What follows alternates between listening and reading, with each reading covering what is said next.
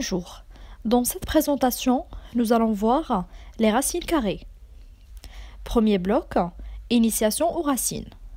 Alors, on sait que 4 à la puissance 2 fait 16, 7 à la puissance 2 est égal à 49 et 3 à la puissance 2 est égal à 9. Donc on dit 16, 49 et 9 sont des carrés parfaits.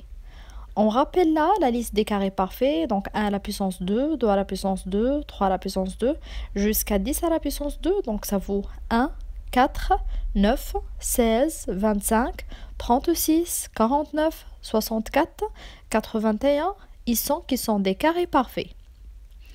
Alors, fonctionnement de la racine. Racine de 16 est égale à racine de 4 à la puissance 2. Là, on a remplacé le 16 par 4 à la puissance 2, est égal à 4. Une fois, on a la racine avec le carré, donc tous les deux s'en vont, et il n'y a que le 4 qui reste. Ensuite, on a racine de 49 est égale à racine de 7 à la puissance 2, est égal à 7. Racine de 9 est égale à racine de 3 à la puissance 2, est égal à 3. Donc, la racine d'un nombre n, noté racine de n, c'est le nombre positif qui a n pour carré.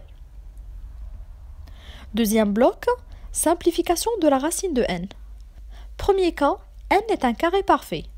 Alors, on a racine de 25, ce qui est au-dessous de la racine est un 25, donc c'est un carré parfait. On peut l'écrire 5 à la puissance 2.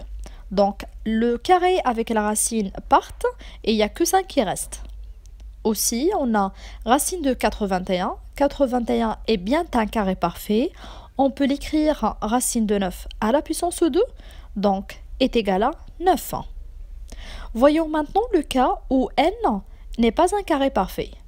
Là, on a racine de 63, donc 63 n'est pas un carré parfait, mais on peut l'écrire sous forme de produit en faisant apparaître un carré parfait.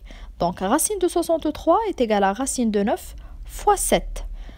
Là, le 9, je l'écris 3 à la puissance 2, et la quantité avec le carré sort de la racine, ce qui fait 3 racines de 7. De même, racine de 50, donc le 50 n'est pas un carré parfait, mais je peux l'écrire racine de 25 fois 2. Le 25 est bien un carré parfait, du coup je l'écris racine de 5 à la puissance 2 fois 2.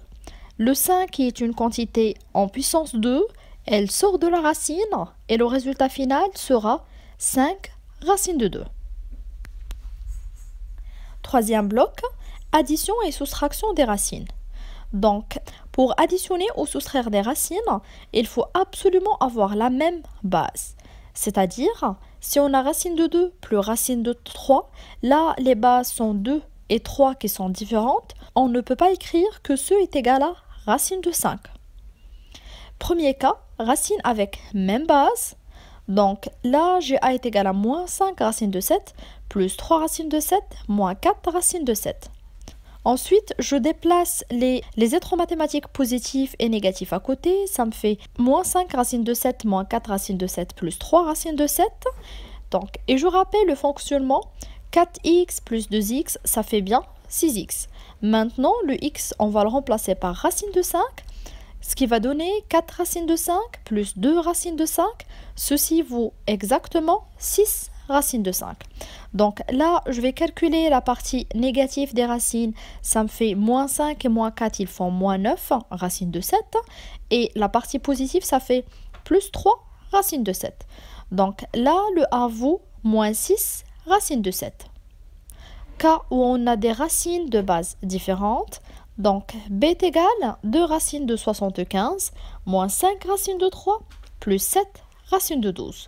Donc le 75, je l'écris 25 fois 3, le 12, 4 fois 3. Remarquons que 25 et 4 sont exactement des carrés parfaits. Donc le 25, on l'écrit 5 à la puissance 2 et le 4, 2 à la puissance 2. Ces quantités ont bien des carrés, du coup ils sortent de la racine en les multipliant avec les chiffres qui précèdent. Ça me fait b est égal 2 fois 5 racine de 3 moins 5 racine de 3 plus 7 fois 2 racine de 3. Tout calcul fait, donc ça fait 10 racine de 3 moins 5 racine de 3 plus 14 racine de 3. Je rassemble les racines positives à côté, donc le 10 racine de 3 et 14 racine de 3, et le moins 5 racine de 3 tout seul. Donc je calcule mes quantités positives, ça me fait 24 racines de 3, et puis moins 5 racines de 3. Résultat final, 24 moins 5, ça fait 19 racines de 3. Quatrième bloc, multiplication et division des racines. Donc, pour multiplier des racines, on peut procéder sans avoir la même base. Donc là, on a C est égal, moins 3 racines de 5 fois 7 racines de 2. Un petit exemple, là sur l'étiquette, moins 7 racines de 5 fois 2 racines de 3. Donc pour les signes, on a le premier être mathématique qui est négatif et le deuxième est positif. Du coup, le résultat sera négatif. Pour les chiffres en violet, on a 7 fois 2. Donc le résultat c'est 14. Et pour les racines, racine de 5 fois racine de 3. Puisqu'on est dans le bloc de la multiplication, du coup on peut les multiplier, ça fait racine de 15. Résultat final, moins 14 racine de 15. Donc on va faire de même pour la quantité C. Donc on a le signe négatif, le premier être mathématique est négatif, le deuxième est positif, le résultat sera négatif, 3 fois 7, 21, et racine de 5 fois racine de 2, ça fait racine de 10. Donc là, le résultat final, c'est égal, moins 21, racine de 10. Deuxième exemple, D est égal, moins racine de 3 fois moins 2, racine de 3. Donc le signe sera positif, 2 fois 1 ça fait 2, et racine de 3 fois racine de 3, donc c'est racine de 3 à la puissance 2. Remarquons là que j'ai une racine avec le carré, du coup tous les deux partent, en conservant la multiplication entre 2 et 3, ce qui fait 6. Cinquième bloc, résoudre une équation sous forme de x carré est égal à 1. Donc là, cherchons la solution de x carré est égal à 16. X carré est égal à 16. Du coup, je mets des racines à gauche et à droite sur mon égalité. Ça fait racine de x est égal à racine de 16. Racine de 16, je l'écris 4 à la puissance 2. Donc, x est égal à 4 ou x est égal à moins 4. Et du coup, les solutions de cette équation sont 4 et moins 4. Deuxième cas de figure, x carré est égal à 121. De même, donc je mets ma racine à gauche et à droite. Ça fait racine de x au carré est égal à racine de 21. Le racine de 21, c'est un carré parfait. Du coup, je l'écris racine de 11 à la puissance 2. Du coup, la racine avec le carré partent et j'obtiens x est égal à 11 ou x est égal à moins 11. Du coup, cette équation admet 11 et moins 11 comme solution. Là, on a x au carré est égal à moins 3. Du coup, cette équation n'admet pas de solution puisque une quantité au carré ne peut pas être négative. Sixième bloc, éliminer la racine du dénominateur. Prenons par exemple 3 sur 2 racine de 5. Donc, la technique pose sur la multiplication du numérateur et du dénominateur par la même racine qui est en bas. Donc là, j'ai 2 racines de 5 en bas. La racine, c'est racine de 5. Du coup, je multiplie par racine de 5 et en haut et en bas. Donc là, j'ai 3 fois racine de 5 et 2 racines de 5 fois 5.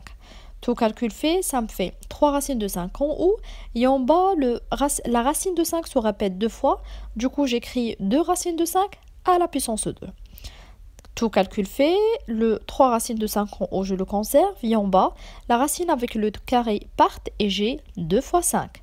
Ce qui me fait 3 racines de 5 sur 10. Prenons comme un autre exemple, 5 sur racine de 3 moins 2.